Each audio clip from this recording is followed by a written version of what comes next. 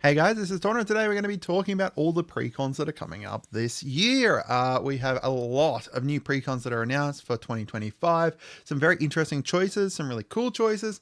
And if you're newer to Magic, this video is going to be for you, as well as, if you're older in Magic as well. I'm going to cover like the mechanics and the jargon as well. But just briefly what each of the decks is kind of talking about.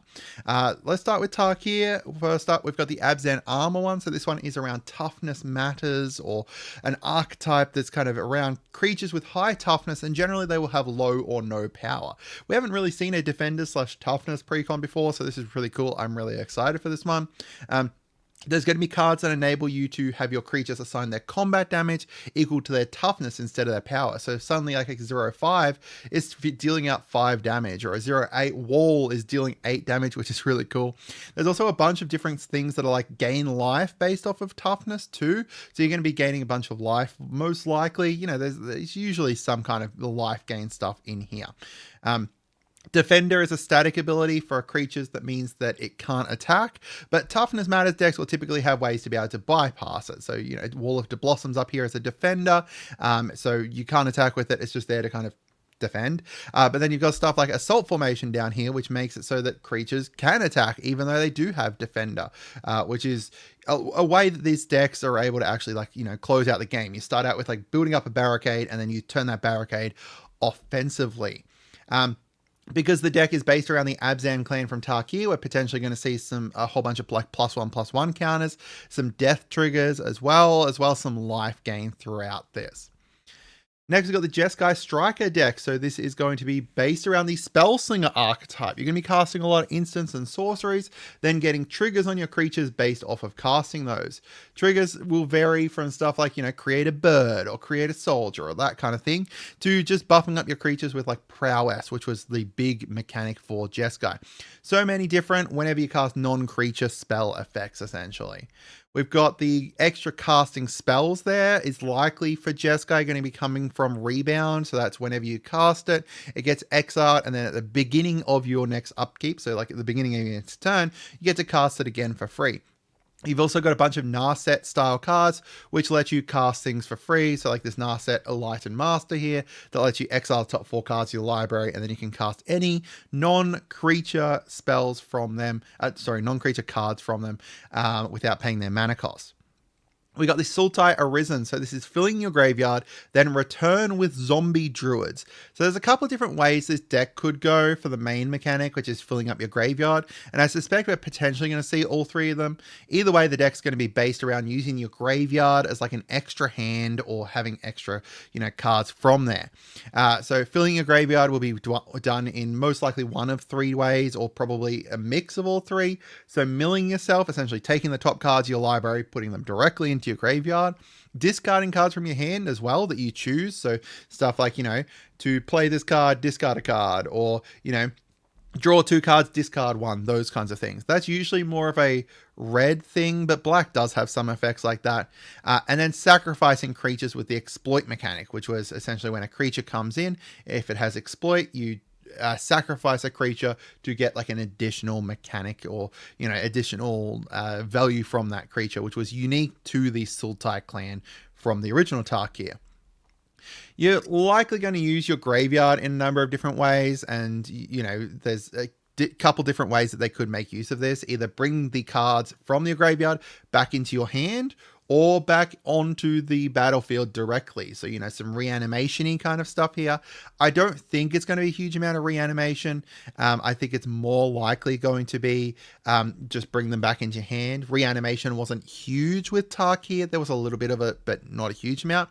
And then also Delve, which was another unique mechanic to the Sultai clan, which was you exile cards from your graveyard to help pay for cards so that you're casting. So like this Murderous Cut here, it's got Delve, which means you can exile cards from your graveyard to pay for the mana cost. So you can, for each card you exile, it pays for one of the generic colorless mana from it. We've also got the return with zombie druid stuff. Now that's likely referring to creating zombie druid tokens, as we saw on the alternate commander here, and like the older Sidisi card as well. This one up here makes zombies as well. Both of those are to do with like when cards leave your graveyard and everything, which kind of goes well with the whole zombies stuff.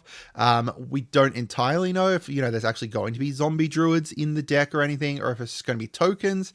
I suspect it's more likely to be tokens, and then, you can use those tokens for various different things. But I feel like that's very similar to the Mardu deck that we'll talk about soon, where it was kind of doing that. So we'll have to see exactly kind of how those kind of play out. And speaking of Mardu, we've got the Mardu Surge deck. So this one looks to be an aristocrat style deck. So aristocrat decks are essentially you take your creatures, you sacrifice them to get additional benefits in various different ways. So this one is make attacker tokens and then sacrifice them for value. So the making attacker tokens likely is looking at the Mardu mechanic, and other creatures have it as well. Where you create tapped and attacking tokens. So they come in and they're already attacking attacking whoever you're attacking or whatever. And it's a great way to kind of get some extra chip damage into people, and sometimes they will stick around. So like this Mardu Ascendancy up here, the goblin sticks around after combat. And then there's others like this Flame Rush Rider here that exiles the creature at the end of combat or at the end of whenever. So, making it so that you can make use of it with sacrifice effects before it gets exiled is a very interesting way to kind of use it. And I think that's likely what we're going to be looking at here. Or it could just be, just make a whole bunch of tokens that then you can sacrifice for better things later. So there's a lot of cards that can make use of tokens to get some big value. Stuff like the Caesar precon from Fallout had it so that when you attack, you sacrifice a creature and then you can create more attacking creatures or draw cards or deal damage. You've got like stuff like Ashnod's Altar, which is a big kind of, a sacrifice themed card, which, you sacrifice a creature and you get mana from it. And usually because they're tokens and you're creating them each combat and you're likely going to get them all the time, then you can kind of sacrifice them for value. And it's not like, a enters the battlefield effect where you're just creating that token once. You're going to create them multiple times essentially. So we've got Temur Roar. So this is a ramp, mana, summon dragons. There is not much to say about this deck because it just seems relatively straightforward and it's likely going to be the easiest for kind of new players. It's just looking like it's just going to be play big things, basically. So in Magic the Gathering, ramping refers to any number of ways for you to accelerate the mana that you've got available. So that could be extra lands or creatures that tap for mana, like this guy down here, or like mana rocks like Soul Ring, Arcane Signet, those kinds of things. The Frontier Siege up here is one that just gives you mana at the start of each of your main phases. And those were very kind of, useful for getting to just send in big dragons. And that's likely how we're kind of looking at this deck. Formally, anytime you play a creature, you are summoning it. It's not really a term that's around anymore, but it's likely what the deck is referring to is that kind of just summon big creatures, make big dragons, and plus the fact that the new Khans within the storyline summon the spirit dragons down. The Temur clan mechanics previously were around like the power of your creatures, either individually or in total, so I suspect that's what we're looking at here, just big dragons that you're going to swing at people. So if you like the content so far, this video, make sure you do subscribe. It helps our videos out a whole bunch. We've got a bunch of great videos here for you guys to check out too. So on to Final Fantasy. So before we get into the actual Final Fantasy decks, I will talk a little bit about these. So there is essentially two different versions of each deck here. There's going to be a collector's edition and then a normal one. The collector's edition is going to have special surge foiling across all the cards. This is a special foiling special foiling like technique that kind of like ripples. It's really cool. It's really awesome. And that's essentially going to be like the kind of major draw behind these collector's editions.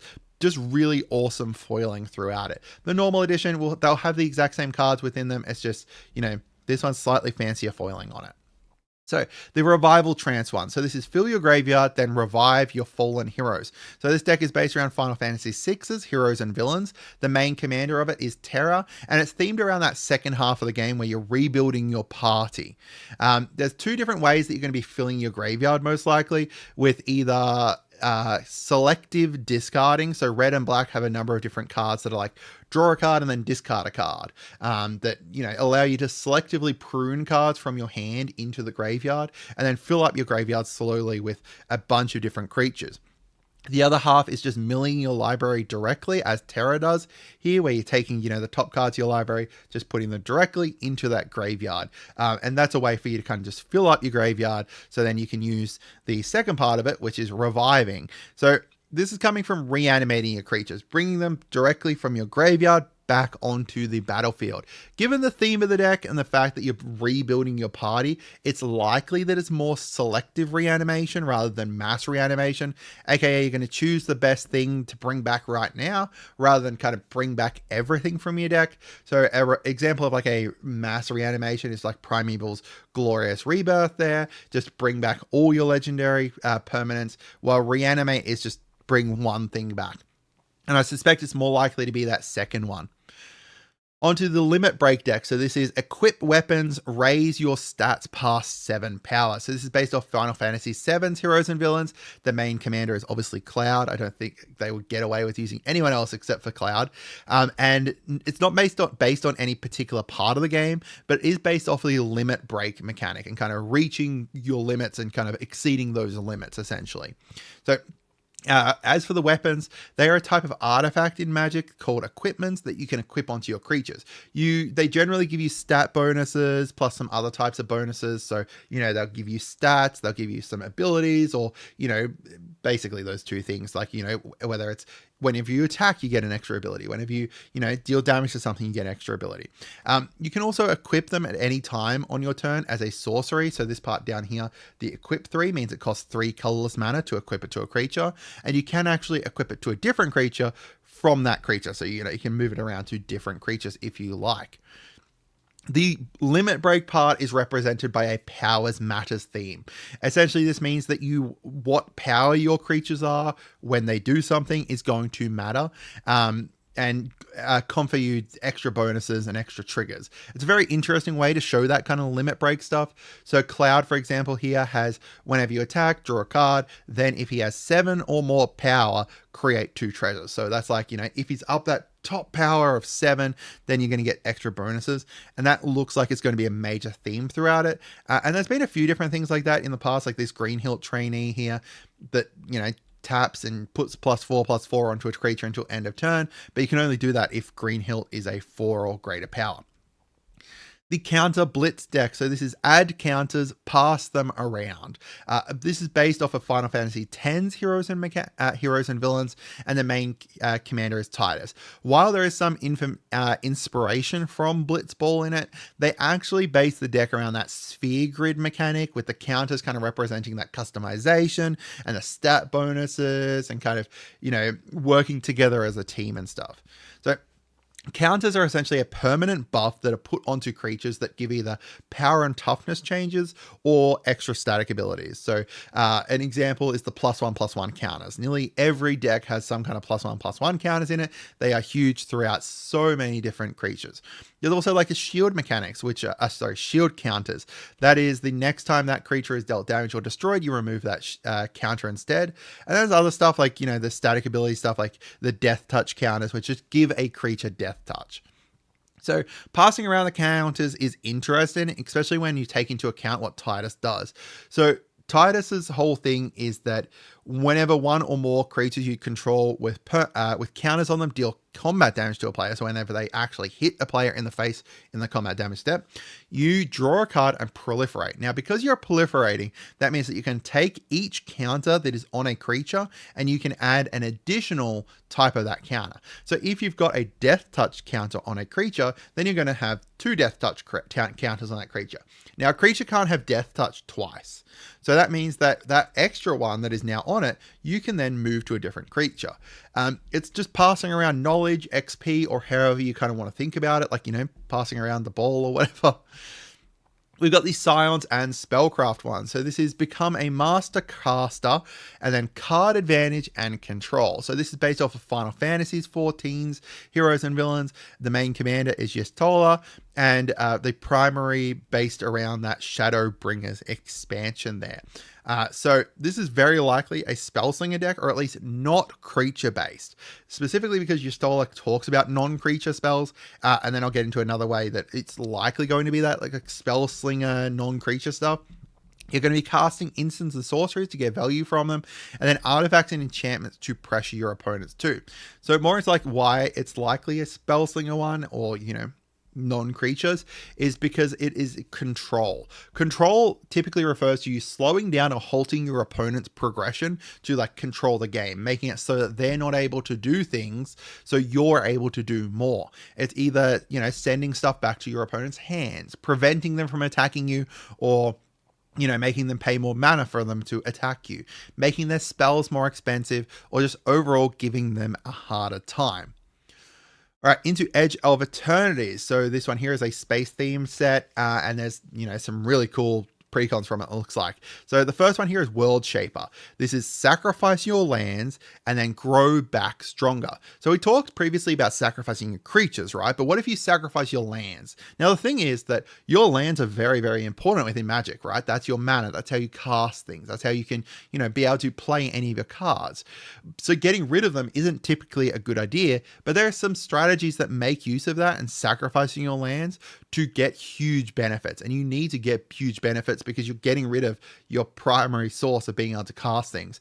Now, my theory is that the second commander of these is going to be a vehicle, like a big, like kind of legendary vehicle. There was one back in Neon Dynasty, Kamigawa Neon Dynasty, that was called Shurikai, and it's a big kind of mech that is, even though it's a vehicle, it had the tag, this can be your commander. And I suspect we'll see kind of similar here, just because of the fact that these vehicles are showing very prominently across like the deck. Kind of makes me think of the way that they showed the dragons prominently across the decks for the Tarkia expansion. So because lands are just so vital to the game, to sacrifice them, you need to get some really good value, right? Or at least stay around the same number of lands, or kind of grow. So stuff like Harrow is sacrifice lands, get 2 lands out. That's really great. Or you could use Gitrog Monster, which is sacrifice your lands, but you can play an extra land per turn. And then if you sacrifice lands, or if lands end up in your graveyard from anywhere, you get to draw cards.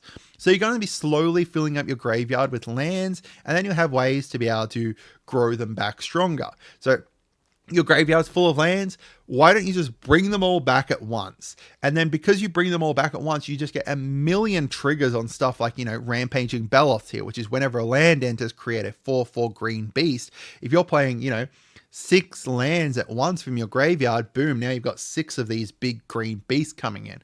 It's just going to be absolutely bonkers. Worst case scenario, there's a bunch of ways that are like, you know, play a land from your graveyard. You may play lands from your graveyard instead. So you can kind of slowly cycle them back if you aren't able to draw more lands. But most likely you just want these to be like big finishes, or at least that's how, you know, a lot of the kind of previous sacrificing lands decks ended up working. The other one here we've got is Counter Intelligence. So this is boost artifacts, proliferate counters. Jeskai and artifacts go together like PB&J. As I said, you know, the theory is that the secondary commander is a vehicle, and that's the same here, where we've got this kind of big vehicle up in the background. So it's hard to say exactly what boost artifacts mean, but my assumption is that it's going to be boosting their powers. So there's a couple different ways this could be, which is either +1/+1 counters and kind of buffing them up that way, or the fact that it specifically calls out artifacts makes me hopeful that we're looking at charge counters. And charge counters haven't really been a part of a precon before. They've shown up every once in a while in precons, but not in this way. And I think that would be really cool to have like a very charge counter heavy precon that's kind of like, you know, slowly buffing up these charge counters. Charge counters are essentially almost exclusive to artifacts, or are exclusive to artifacts. They're a special counter that goes on them, and then anytime, you know, you can do special things with them. Like this Aether Vial allows you to put a creature card with mana value equal to the number of charge counters on it onto the battlefield. Or there's some that are like, you know, you can reanimate things, or, you know, you can use them to get mana and stuff. So a whole bunch of different ways to make use of charge counters across a bunch of different artifacts. So Spider-Man and Avatar. So the Spider-Man and Avatar are the last two sets of the year. Now, while we don't have confirmation on their precons yet, I suspect that we're going to see 4 precons for Spider-Man. My theories are Peter, Miles, and Gwen. So like Into the Spider-Verse kind of style. We've got Venom, or like, symbiotes, and then a Sinister Six one. That kind of thing. All 4 can be quite different, but also, they're all going to be ones that people are going to be after. Sinister Six, is probably the one that people will at least be after, but I know that I'm 100% going to grab something like that. And then for Avatar, 5 precons, I think. 1 for each tribe. So, a water tribe, a fire tribe, earth tribe, air tribe. And then 5th one being like avatars. So like, Aang and Korra and stuff. And then spirits potentially in there too. Now, I'm not going to include too much speculation in here, but I could do another video about it if people wanted. I did a video on the Spider-Man one and people seem to like it. Would you like one about the Avatar one too? But that's it for today, guys. Let me know what you guys think. Have a great day and goodbye.